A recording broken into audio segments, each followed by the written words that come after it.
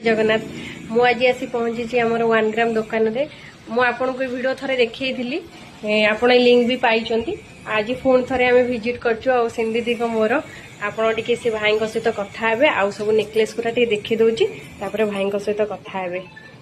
भाई कोंदु आम 1 ग्राम दुकान ना होची साइरा ज्वेल जंक्शन जगतसिंहपुर सानो बाजार अवस्थित in front of LIC office bus stand पाख 1 ग्राम रो सब डिजाइन रो कलेक्शन नेकलेस रानीहार चोकर इयरिंग शंखा वाला सब डिजाइन मंगलसूत्र फिंगर रिंग सब किसी अवेलेबल अछि एडी LIC फ्रंट रे से विजिट कर परियो आसले भी जो माने वीडियो देखि आसी भाई भी तांको आउरी टिके डिस्काउंट करिवे हला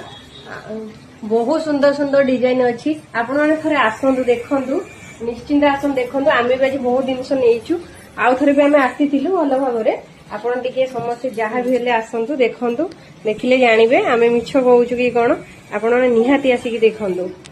बहुत सुंदर चूड़ी भी अछि नेकलेस देखंतु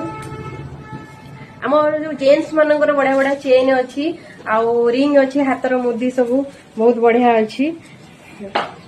आपण मैंने थरे आसी देखंतु जेमिति हेले देखंतु तापर विश्वास करिवे जे माने केमती लागुची आम जो पुराना हार सब थिला आग काले आसी जो